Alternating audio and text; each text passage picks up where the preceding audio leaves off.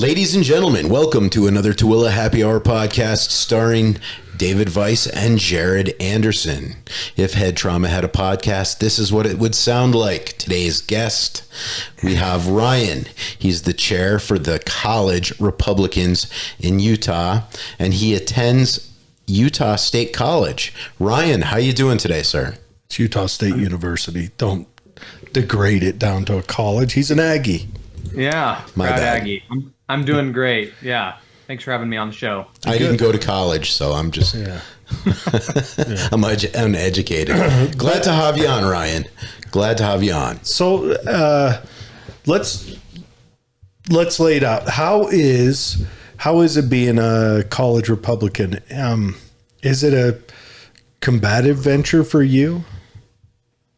Yeah, I think it's not too combative here in Utah comparatively to other schools. The University of Utah would be our more progressive school, so to speak, where we get the most kind of combative action for our college Republicans. Utah State's one of the most conservative campuses actually in the U.S. So really, I think, that creates some interesting things. I refounded the club 2 years ago, was the chair for 2 years, and brought it back, and it's going strong. But what's sometimes interesting for people is actually one of the strongest college Republicans clubs is at UC Berkeley. So, really, that's because actually is a good thing. Those guys are in the shit. Yeah, that's sorry the trash. For my language. They're fighting through it. They're running through no man's land. They're storming the Germans at the Somme. Ryan, what's your major? I'm a major in finance. I'm kind of more entrepreneurial would probably be where I'm at. Okay. Oh, good. That's what we like to hear. That sounds kind of Republican. Yeah, it does. Well, get this. I work with, I do insurance with cattle ranchers. So for ranchers insurance, that's my job right now. So that's even more Republican. I think probably the guys we work with and gals, they're probably 95% Republican. So 95. You just had to lower down, give the Democrats a little credit. Yeah, you got to give them a little bit. But I mean, seriously, it's pretty high. Yeah, I'm sure it is. I do know of a few farmers that are independent. Mm-hmm. But yeah, so is that where you were traveling to today when we first started chatting earlier? Yeah, so I did some work up there. I was actually up in Glacier National Park with my wife, so that was nice. Usually that's where I'm at. I go up into Montana, Idaho to work and meet with adventures, and we ended up talking politics for some reason. I think I have my computer and it's got some political stickers on it, so I think that brings up the conversation. Usually they say something like, "Oh, you're a Republican." I am too. I like that. Hey, that's you got to get sales. How you get sales? You got to make it happen. Exactly. Here's another question for you, Ryan. Are most members in the college Republicans in your university, are they married? There's definitely a good chunk. Quite a few that are married. I think. Quincy, who was the former chair, she was married, but a lot of people in leadership tend to be single. I think her and I were a little They have time. Different. Yeah, that are married, but the rest of the leadership is single. And then you end up with a mixture. We actually have couples that will come, both of them, to our club. And even one of them has a little baby that they sometimes would bring. That brightens the place up. Well, yeah, and I think it shows our value of importance of marriage and families as Republicans. That's important to us, so we definitely support that. So, the big thing I really want to dig into is what's the feel of younger Republicans? Say, I want you to even think about do you have any freshmen in there? Oh yeah, I mean, okay. I guess they'd be sophomores now because we haven't really met freshmen yet. What's their tempo? What is their idea of the Republican Party? Where do they want to see it go? What's the future of the Republican Party looking like? Yeah, I think that's a great question to ask. We see members in our club anywhere from really staunch conservatives that tend to be more conservative. They like Trump, to people who are maybe more moderate. And we are a Big Tent believers within our club and organization, because we want people who are Republican, who care about the Republican Party platform. But obviously, there's going to be people who agree with us 80% of the time, and we're great with that. So I definitely think you see some differences with the younger generation, the desire to probably there's more people in our coalition that would be more interested in taking some action on environmental issues in a more conservative way. You're going to see, I think let's dig into that. What are some of their thoughts? Because that's a big issue. That's something that comes up. It doesn't matter every election. It's going to come up more. It's on the news all the time. What are some of their conservative agendas for taking care of the environment? Well, not just the environment, but why, as a freshman, young mind, I mean, let's face it, our younger minds, they lean more to sympathy and charity sometimes of your money. But why do they go to the Republican Party in the first place? I don't want to interrupt that. Don't stop that, Dave. Don't put ideas in. But no, stick on the environmental stuff. Yeah, what is some of their thoughts on the environment? Because we know what the Democrats is. It's to outlaw vehicles, flash everyone into darkness, and then we start painting on cave walls with powdered shards of bone. I don't know whatever they have in mind. But what is some of these young conservatives' thoughts on that? Yeah, well, I definitely am an advocate for it. I'm definitely part of the more conservative part of the party. So I think I take a little different approach, but I think that a lot of, we care about the environment. And I think there's this misconception that conservatives don't care about the environment. Of course we care. I see you've got some antlers behind you, right? We tend to be the ones out hunting. We tend to be the ones out in the environment. I mean, we can't stand when people litter. We can't stand when these things go on. And, we tend to live in the more rural areas.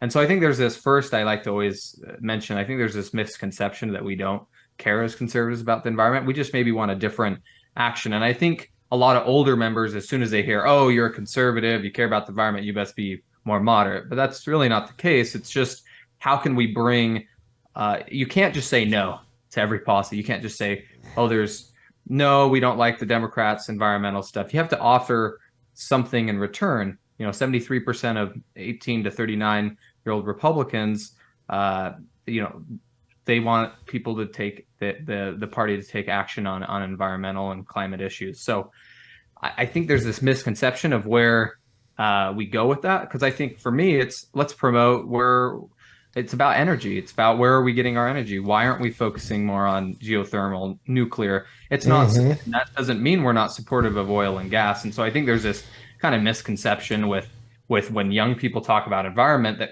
older conservatives think, oh, they must be really moderate. That's really not the case. I'm a big proponent. We need to talk about minerals. We're getting minerals from China. We're reliant to producing military weapons, military vehicles, our fighter jets. If China cut us off, we wouldn't be able to produce those within a matter of days. I mean, that's disturbing. And so these are the types of issues that I care about, that they do fit under this environmental fold, but we have to offer free market solutions and other solutions, conservative-based solutions to the Democrats' Green New Deal, because we don't want that. We can care about the environment, we can do stuff, but we have to offer something to combat that. And that's what young people care about. And if we want to win elections, we need to cater to that and make them realize, hey, there's ways to do this in a much better way. Because what a lot of the progressive environmentalists, they want Band-Aid fixes, right? They don't. Well, they want socialism. Or crazy stuff. They just want to drum in an overall socialism and call it environmentalism. And we know the outcome of that. We've seen that happen over again. I'm not a fan of zoos, but I also don't want the zoo animals eaten by starving people in a year. Just blank, Now, does the Republican Party want to just kill the new Green Deal altogether, or do they want to go through it piece by piece? Well, I can't. It's too big. It's way too big for me to read. It is. But there's got to be something in there maybe that might say, you know what, we should take this out of the new Green Deal and separate it. There's and nothing vote in on there it. about exploring nuclear energy. There's nothing in there about advancing natural gas over coal. There is a lot in there about we need to set money aside and send it into the inner city impoverished communities because they're the ones most affected. So you've read it? Honestly, I've read parts of it. Okay, parts of it. Highlights. Let's face it, I'm a retard. I'm not allowed to say that anymore. I'm an IQ sub 40. I can't read the whole thing, but I can, there was a picture book. It had pop-ups. It was a whole thing. Yeah, well, one of the flaws I see with the Republican Party, all right, there's green technologies that are coming out. Maybe some of them are good, maybe some of them aren't good. But what we do is we'll lop all this stuff into one big giant bill, and then we'll point at it and say, that came from the other party, it's bad. And I think a better cure for this insanity is to not be able to lump all these things into one big giant bill, because maybe there is something good in the new Green Deal. Maybe they do have an argument somewhere. But if you can't separate that from all the other fluff, Then they need to write it as a smaller bill. But they can't. I mean, I don't think logistically we can in our government. No. I think you see that a lot with a lot of legislative bills for the federal government. You see them have a massive bill and then they add amendments and so Republicans can kind of add what they would like to at times, but Right. the whole bill's going to pass. I mean, it's definitely a whole game that they play. And then they name it like Inflation Reduction Act, even though it does the opposite. There's a little bit of interest with how they like to name stuff. The last guy I was talking to, I said, if a bill comes out of our government and it says one thing, it'll do the exact opposite. Look out for the child protection bill. I mean, if that one comes out, I'm running. Look at what the Patriot Act did. It put us all under the thumb of the government spies. I mean, every bill, if it says one thing, it'll do the opposite. Hey, Ryan, how do you, as someone who works in the industry of agriculture and insurance, how do you feel about the farm bill? Yeah. I mean, it's an interesting bill. I mean, they're working on it. So I think there's going to be parts of it that I'll probably like, and there'll be parts that I don't like. I do believe we need to support our farmers, support our ranchers. There's a lot of volatility that occurs within, these groups. You're both from probably a more, agriculture area of Utah. You understand we're really dependent on rainfall. And so what I sell has to do with rainfall. And so it's kind of helping to reduce that volatility for ranchers, right, with the rainfall that they receive. And so I think it's really important for us to have some things for our ranchers so they don't completely go out of business. It's important to keep those industries. I know people more on the left would love to see the cattle ranching industry go out of business. They're always making efforts for that to occur, but well, cricket ranching is wide open, though. I was thinking grasshoppers. Yeah. I mean, you can be a cricket rancher and say things like "move along, little doggy," and I think we like our meat still, right? Yeah. Well, I mean, some of us do. Yeah. I think the rest of the country wants us to eat kale and I don't know, whatever. They see that story of that vegan that's some vegan activist starved to death. That's discipline. Yeah. I mean, here, keep talking about your stuff. I'm going to pull this up. I told you we would do some news with this. Okay. Yeah. Well, I don't know what else you want me to talk about, but if we were to go back on, what we were talking about, what college Republicans would care about. Yeah. I think I would mention this. I think one issue we see sometimes with the party. So one thing that's different as well, younger people tend to not love Trump probably near as much. That's probably not too shocking that. Okay. That's a good start. What's the feeling in your young Republican group? What's the overall feeling on the Trump movement, and who do they kind of like? Yeah, I think there's some variability with who people like, but Vivek Ramaswamy's young, so I think you have I know some college Republicans like him. Mm-hmm. A lot of them like Ron DeSantis. Some of them like Trump, but you probably get a little bit more of a split within our college Republicans than the older groups. I think college Republicans are just ready for someone younger, and by that they mean under 60. I think we've lived through both. Can we go President Biden? Can we shoot for under 70 for a minute? Yeah. Can we, it doesn't have to be a Gen Xer, but can it be close? Like, can they have heard grunge before they had gray hair? Yeah. Yeah, no, I agree with you. I think we've got too many octogenarians in our government. It's time for them to retire and hang up their stirrups. Do you think there should be an age limit for those who serve in Congress, the Senate, the presidency? Oh, you mean like an upper age window? No, I don't, because I think that it should be up to voters to decide that, and they should make conscientious decisions. I just think it's a bad precedent to start by trying to limit age on that other end. I just think voters should wake up and say, well, I think we could get a better. Look, I'm not going to vote for the Democrat, but maybe Pelosi should be. It was time to replace her a while ago for age reasons, and it's time to replace, Mitch McConnell for age reasons as well. Thanks for serving. Yep. We appreciate you, and then it's time to move on. Let's get someone a little bit younger. And that's what's funny. We're talking 50s, 60s. We're not talking, 30s, 40s, young by my parents' age. So yeah, I agree. It is. I'm an old man, and our politicians outlap me by a lot. Yeah. I mean, Biden has spent now it's 50 years in national public office, and he has put his name in the forefront on every awful bill we've had. I don't see how that can be a positive thing. Yeah. But I agree. I mean, Feinstein, honestly, it's Weekend at Bernie's with her. It's her, what is it, her granddaughter that kind of runs her show there now? No, I agree. It's time to get young blood. And I'm going to say it right now. Never was a big fan of Trump. Never disliked him. I'm not a Republican, so it didn't matter. But I like Vivek. I like his message. I like the stuff he says. I like his vigor.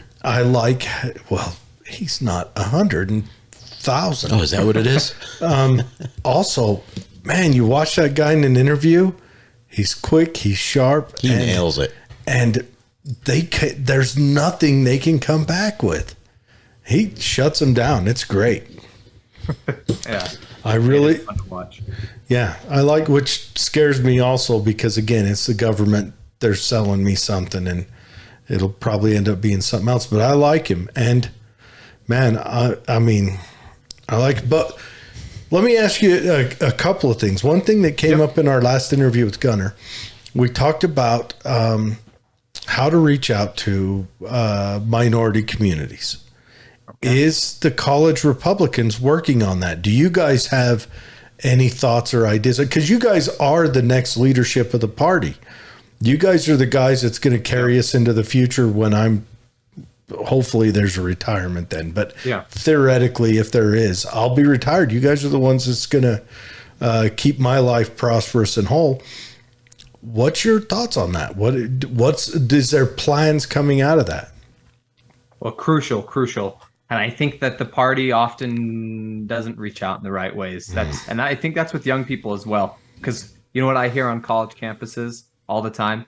Well, I lean conservative. I'm more Republican, but they either don't like Trump or they just feel like the party's messaging turns them off. And it's just too harsh. There's a way to invigorate young people. There's a way to invigorate minorities without pushing them away. And there's a lot of people nowadays in the party that say that they're invigorating young people. I see them turning them off on my campus, but I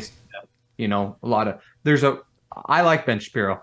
I think that he's a good example of someone who gets kind of, I don't want to say aggressive, but maybe more, has some juice when he would talk and stuff, but is also able to be respectful enough and a decent person so that he can still garner that respect. from people. I see others. I'll just straight out say I think there's others that are too aggressive that really push away people, and it drives me crazy as someone who's involved, and to hear them talk about how they're invigorating people and then watch people say, I'm not going to come to stuff when there's someone, who's going to be that, who's a part of your, party, which is unfortunate that we push away people like that. Minority, same way. Immigration, what a great issue for us to really be able to talk about, message right, because I think there's a way you can have a strong border and you can be and you can talk about it right to not push away a bunch of Hispanic voters. I mean, let's be honest. We've made enemies of people who are 70, 80% with us. We are doing that time and time Culturally, again. They're the closest bonded people. Yeah, they're conservative. Hispanics are conservative. Yeah. I mean, they really are. Other than a few issues, we got to cater to them. So as far as efforts from us, we haven't planned anything specific, but it's something that we work on. And I think our messaging, we're inviting to anyone. We don't have the, biggest group in the whole world. So it's not like we do as much, but I'd love to see the party, Utah Republican Party, and I'd be happy to help with efforts to reach out to Hispanic voters in Utah or around the country. I think it's extremely important. And if we want to continue as a party and as a party of conservative values, I'm like Ronald Reagan. I think he had some great views. I think some of them are lost in the party today. Fiscal responsibility, a limited government. Seems like we're starting to forget about those key principles, and I'd love to see that. I think that really is our points and our principles that interest people who are Hispanic, and we can pick up a lot more of those voters. We just got to figure out how to message right, and we are starting to pick them up. I think they see the progressive left. Go read some great articles, great polling on a lot of Hispanic voters who really do not like the progressive left. African American males as well. Yeah, exactly. Yeah. I know he was the Senate candidate up in New York against Chuck Schumer. Pinion, he great guy. I got to meet him, and he talked about how he says, when I was a kid, I watched Republican stuff. He says, and I was like, wait, I'm Republican. I believe in this stuff. He says, I'm one of the only Republicans in his family. He says, the funny thing is, he says, my whole family's conservative, but they're Democrat. He says, he's like, if we looked at the principles, we're more conservative. And so we just got to figure out how to reach out to these people better. Does the party ever come to you and seek advice or seek thoughts or anything? Not really. I mean, somewhat. I go to, obviously, I sit on the SCC, so okay. But I want to see election. I want to see more than you going to the party and putting your vote in once in a while.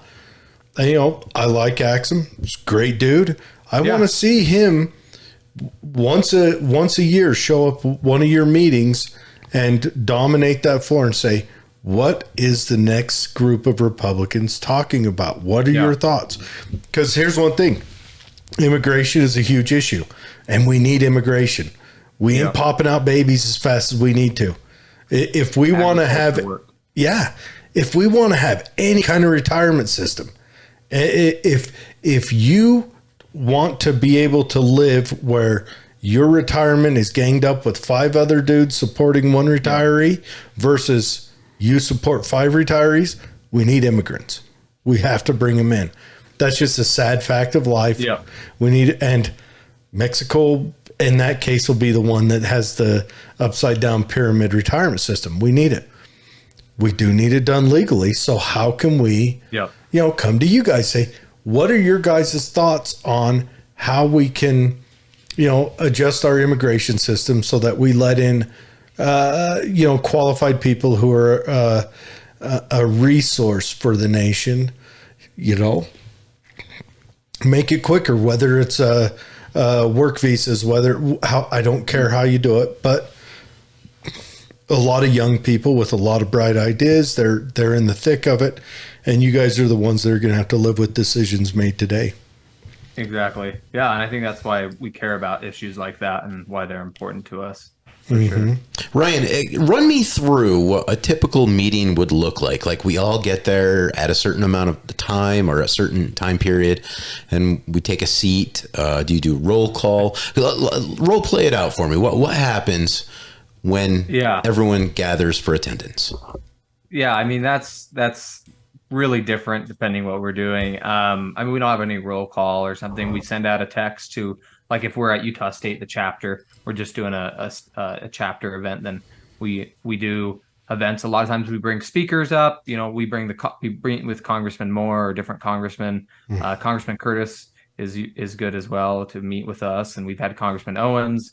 So we meet with the congressmen and state legislators. We did a Capitol Day tour. We've done, you know, Pizza and Politics, where we just get together and talk politics. We do that quite often. So there's different styles of meetings. So see, sometimes you get a lot of people there, sometimes you get less, and then we do some statewide events. We're planning to bring Governor Scott Walker out, former presidential candidate in 2016. Yeah, Ohio, isn't it? Wisconsin. Close. Wisconsin, yeah. So yeah, somewhere in the middle. I mean, look, I'm. You can treat me as a West Coast Democrat. It's all you've got 2 states and then that middle piece. But no, that's good. That's good, and I think I do. I've been wanting to chat with you because getting the pulse of the young people, I think, is extremely important. And you guys have ideas.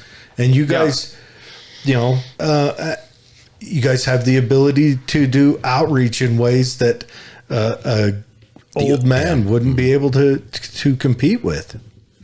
You know. Yeah, I definitely think it's important for our voice to be heard as young Republican leaders and members of the college or young Republicans. And you know, we have quite a few young Republicans that are part of the party and party leadership. So that's great to see. I mean, young Republicans is anyone from 18 to 39, so or maybe it's 18 to 40, but it's great to see that people active and you know, members. A lot of I think almost, you know, 3. I don't know how old Rob is, but he's probably close to there. So we've got at least 2 of the 4 main people on the board for Utah GOP who are in the Young Republican Coalition. So. But yeah, it's good to see. It's good to see people active. I think this is a great point as far as when you mentioned having our voice heard. Where we feel sometimes pushback is sometimes at our universities. You know, having our voice heard, having them listen to our ideas, and I think we have an opportunity to work with. You know, we like to do partner events with College Democrats. Sometimes is always a great thing to do. We would love to chat with them also. Seriously, yeah, which.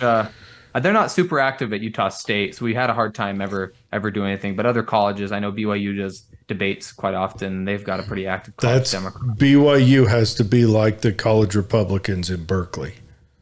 Dude, imagine a college Democrats in BYU, Idaho. Yeah. That sounds like the in the conservative college in all the USA is BYU, Idaho. Hey Ryan, let me ask you a college question. So we talked about the cost of college and affording college in the previous interview that we just had. Yeah. And let me ask you this. Do you believe that college students should be able to declare bankruptcy if they can't seem to make it with their college payments? That's a great question because it's a bigger issue. We can talk about that, but the bigger issue is the cost of college. Mm-hmm. You know, I have a hard time with. I think I don't agree with Biden's student loan forgiveness. I don't agree with. Don't worry, he really doesn't either. It's just something he says every once in a while. Yeah, I mean, exactly. Yeah. So as far as bankruptcy goes, it's an issue that I have a hard time with.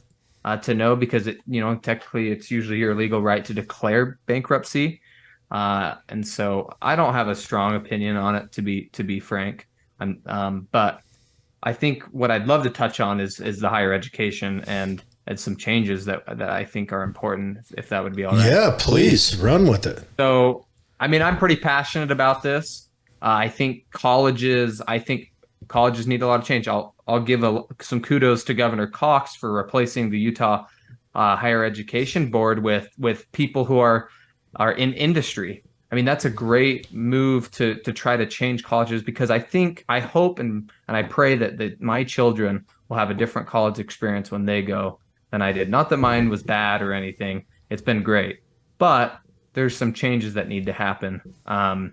We need to have more technical colleges. We need to have more access. I've got a friend that went into robotics, right? He didn't learn like almost anything for a bachelor's degree at Utah State for robotics. They barely taught any robotics. I mean, literally a couple classes, I think. And then he goes to Bridge and learns all that he needs to learn, because that's the way our system works. I mean, what a messed up system to force you to go to college to pay. I mean, Utah's college tuition is horrible.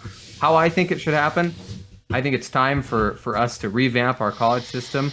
I think this whole idea of a well-rounded student is a load of this. They're really trying to say is, we love for you to take generals because it helps fill our coffers and we can make more money off of our students.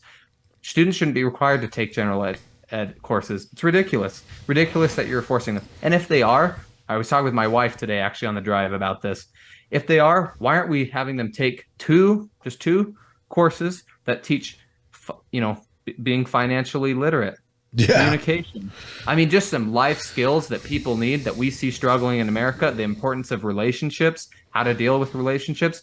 Let's teach critical thinking. Let's teach those skills as our gen ed courses, right? And not force people to take, I had to take astronomy. I don't care about astronomy at all. Astronomy's looking at stars, not guessing what month you were born, right? Yeah, correct. Okay, so, one's astrology and astronomy. Okay. Now, astronomy, for someone seeking it, that would be great. Yeah, that's great. That'd be a great course. But to force you to take it, to force you to fluff that in, you have to fill a space with something.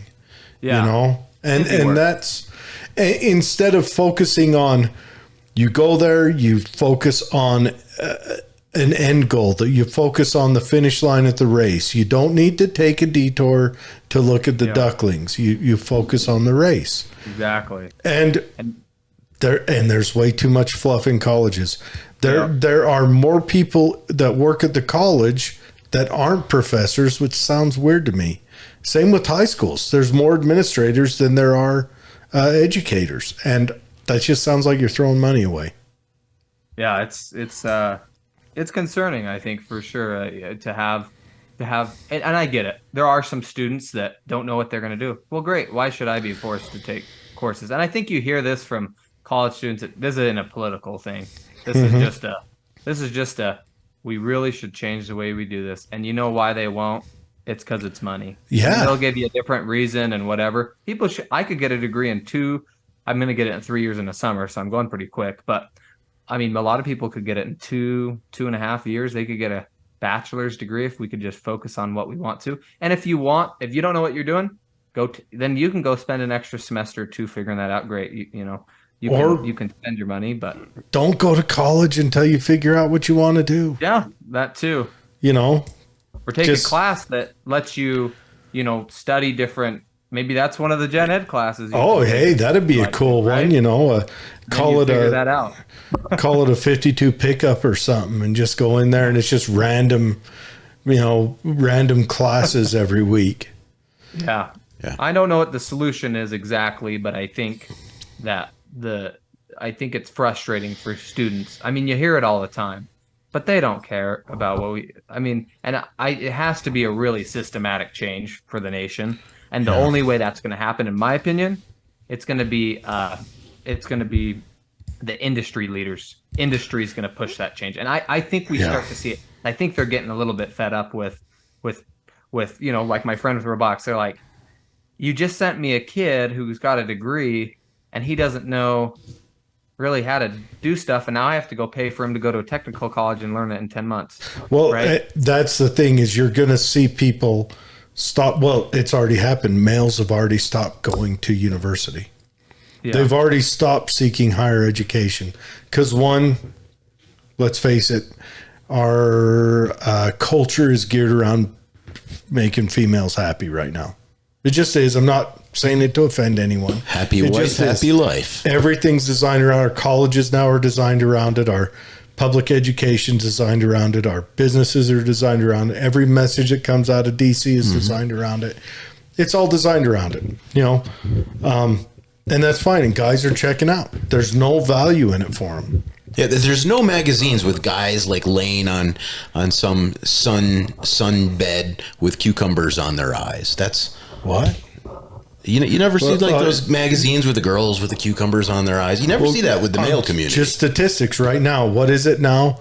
Just 2 months ago, 74% of college degree or master's degrees are female now. I think it's 74. That's insane. That is insane. So, my wife's pursuing a master's and I'm not currently. I mean, because I'm more entrepreneurial, right? So I'm getting what I need out of it, and I'm going to go what I want to do. I have friends. Great, go to trade school, go get some skills. That's what they want to do. Heck, they'll make more money than a lot of college students out of, why if it's what they enjoy doing, working with their hands, then go be a plumber, go do something. And I think I hope that we're at a place where we don't really judge or we don't look down on these blue collar. And I think it's changing, at least in this area. Where I don't think we applaud. I think we need people who are blue collar workers, and we need people to do that. And there's less people want to do it, so there's a bigger opportunity to make some money doing it. So and there's no preaching. When you're in high school, you were there more recently. Did your counselor or whatever ever pull you inside and say, "Hey, you ever thought about cutting PVC and welding it together with some cement?" But they did mention college to you all the time, right? Yep, they want you to go to college. They want you to go do that. And college is the most successful path. Yep. If you want to make money, it is your most successful path. Depending on the career you pursue. Unfortunately, I have an IQ of 28. So I learned to operate a hammer and a shovel. And that's what I did. I'm a tradesman, I guess. And so that's what I do. Yep. And I think it's not discounting those who want to work that way. And there's some people who want to do different jobs. That's the beauty of America, is you have opportunity to choose. I mean, aren't we so grateful we don't live in a country like some Asian countries, China specifically, where you take a test and that's you get to do. The legalism fashion, Confucius wrote it out, and you take a test and that decides whether you get to go work for the government or whether you get a wade through a rice paddy. Yeah. Well, mentioned about government jobs, a thing that's kind of interesting. In Brazil, where I lived for a time, some of the best, everyone wants the government jobs because they're nice and high paying. And I mean, it's even more stark than America. I don't think people go, you can make a lot more money as a business or doing other stuff in the private industry in America on average. So it just shows you, man, there's some corruption around the world where, I mean, if the government jobs are your highest paying jobs, I'm like, well, it's a little opposite here, but some of them are. Except for politicians. Yeah, exactly. Politicians, that's the quickest way to make money without having to put any effort into it. Yeah, if you tell a girl in Brazil you work for the federal government in America, they get so confused. He's got a Brazilian wife. How did that happen? Yeah.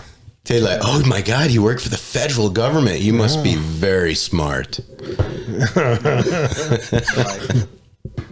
But no, it is like that. There's a lot of differences around the world, and I don't think that the U.S. is the best run place, but I think it's the place with the most secure foundation, which is why U.S. is the best. Our Constitution, especially the Bill of Rights, and that I think it has the most secure ability to last the longest. And I think that's where we come with our most success. Yeah, I mean, wow, that's a great thing to say, because this is the most amazing country where we have the most freedoms, where we have all of this. And people there. It's not discounting that there aren't things that need changed. I mean, you mentioned a few things. I mentioned a few things, but it's sad that there are so many Americans nowadays that want to tear down our system, that hate on America. I don't think you realize how good you have it to live in this country. And so my vice chair, for college Republicans. His name's Alvin, friend as well. So he was actually grew up in China and left and came to the USA for college. But he's actually done things in the USA that if he goes back to China, he'd be imprisoned for. Right? He did things there. Found the Bible in China, became a closet Christian, and came over, and then later joined the LDS faith. But hearing his stories and hearing the stories of China, I mean, wow, what a lot of good Chinese people in that country, but wow, what a horrible government that oppresses its people. I made a post on July 4th about it. I said, because I was a little, hearing his story, and he sent it to me, and you read through that, and as you eat your hot dog, you can't help but and you hear the fireworks, you can't help but think of all these billions of people in the world that don't have the opportunities like we do, that don't have the freedoms, that don't have the ease to open up a business, that literally at one point in China, you couldn't date in college. Yeah. I mean, you weren't even allowed to, right? And Mao made it so that Mao screwed up their sexuality so bad that romanticism died for a generation. Just being romantic, just with your spouse, to actually be romantic. It's weird. Mao screwed it up, and he's, lauded by the left as some kind of cultural hero. He's a monster. Yeah, he is. And how you can look up to him, or, I mean, there's so many leaders on the left. How about Che Guevara? I love it when I see a guy with questionable sexuality sporting a Che Guevara t-shirt. Che Guevara was known for killing homosexuals. Yeah. Outright. No question. Outright. Kill homosexuals. Terrible. I mean, he did some stuff where Fidel's like, you need to leave this island. You need to go to Argentina, go somewhere, I mean, Fidel kicked him out. He was that bad. Yeah. He was a butcher. Well, and you see that with Palestine as well, when people, support it's Palestine. You're like, do you really realize what they do to people who, are members, or whether they're homosexual or transgender or whatever? I mean, they throw them off buildings. I mean, horrible, brutal things that these countries do, and I think there's. Yeah, we definitely have a twisted society for how we look at things, which is unfortunate. And I wish people, ultimately, it comes down to, I just wish people would say, there's some issues we have, but I'm proud to be an American. I'm really grateful that I live here, and, God bless this country, Yeah, take a hard, sober look at where you are. Yeah. Right. Yeah, I like it. But don't stop complaining. God, no. Complaining is how we get to where we are today. Exactly. Yeah. You know what? I think I would really like it, and I don't know if this is possible. You have to let me know. But I'd like it when you guys have a young college Republican get together. The one with pizza sounds great. Invite us up, because I would like to have like a where I listen to what all these young people are saying. Yeah. Is that possible? Can you let outsiders in? I mean, we're open to that. I can't do it because I'm Utah College Republicans chair. So since I'm not a chapter chair, it's different. I know. I actually had someone reach out, hey, you should do this event. I was like, well, it's up to them. Just same with federalism, what we believe in, right? Yeah, States get to choose. So, I don't know. I'd be happy to put you in touch with if you have our chairs. If you have a chair that's amenable to that, I mean, it'd be cool to even do a podcast from there where we sit down and talk to people. But I want to. The pizza one. I already laid that out, right? The pizza one. Good pizza, like pizza pie or something like that. I don't care. The good stuff over there. You guys are college kids, Little Caesars. I can run in the muck with you. I thought you were going to bring the pizzas, but well, Little Caesars it is. You guys like cheese, right? But no, but seriously, I'd like to come up and just talk to all these college students. I mean, these are the next minds and leaders of our country. I'd like to know where they're going. And I support all you guys that like Vivek. He's the person I like the most that's running.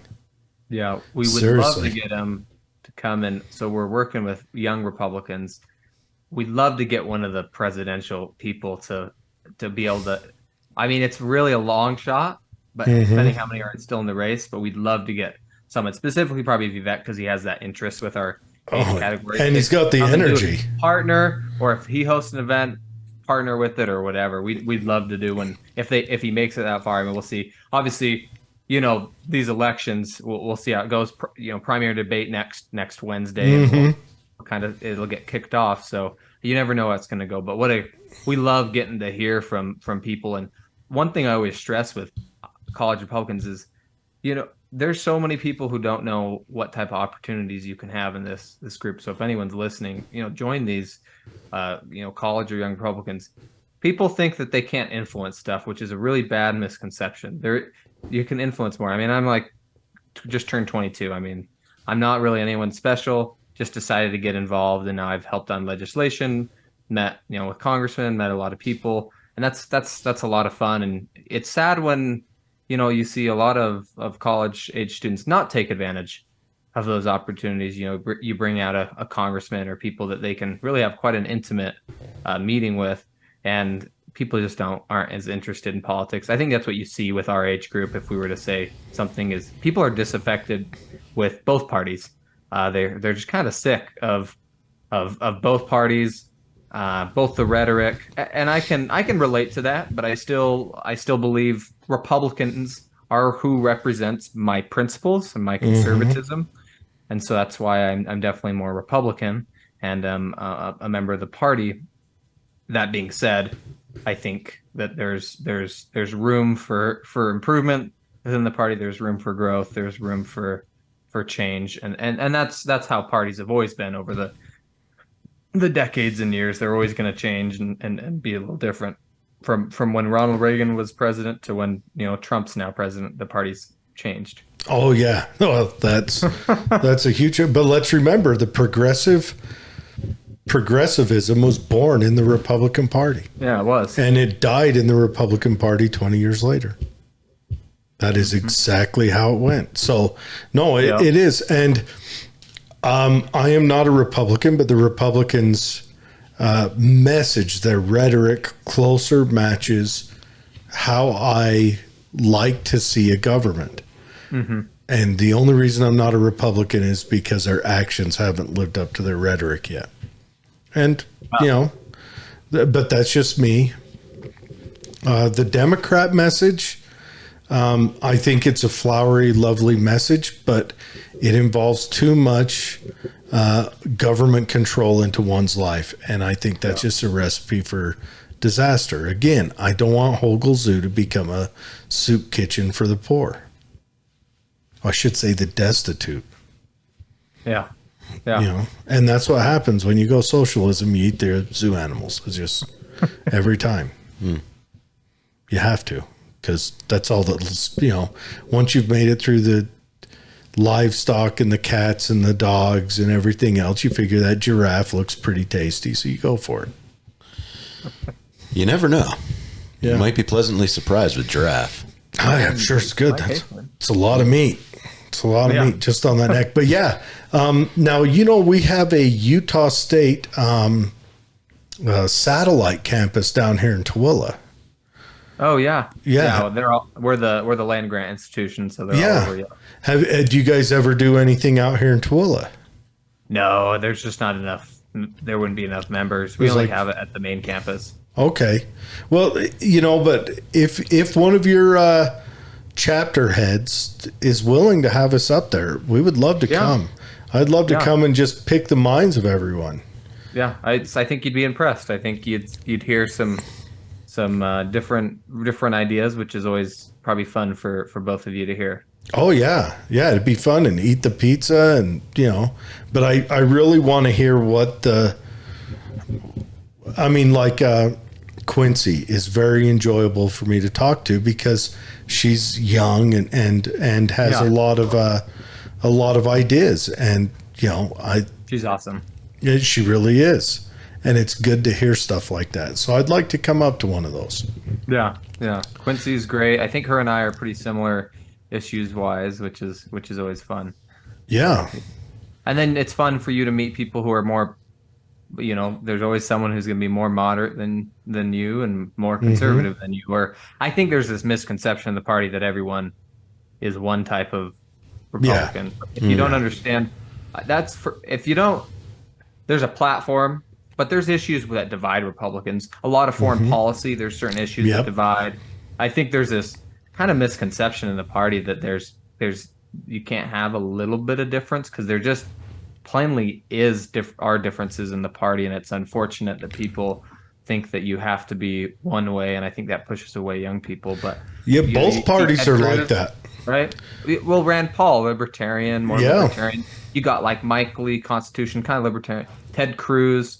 You've got people like you've got more, Mitch maybe more McConnell, nationalistic base. You've got people, Mitch McConnell, Susan Collins, which a lot of people, well, she's too moderate. Well, we wouldn't have. Sometimes you need those moderates to pick up a Senate seat in somewhere like Maine, because we aren't going to win with Ted Cruz there. So that is very true. There is. I like the idea that the Republicans have a concise platform, and that platform has a big amount of wiggle room. And so that's good. And I'm sure the Democrats have a platform. No Democrats giving it to me yet, where Republicans freely hand it out. We like doing that. We're proud of it. So. And the platform's openly patriotic. Yes.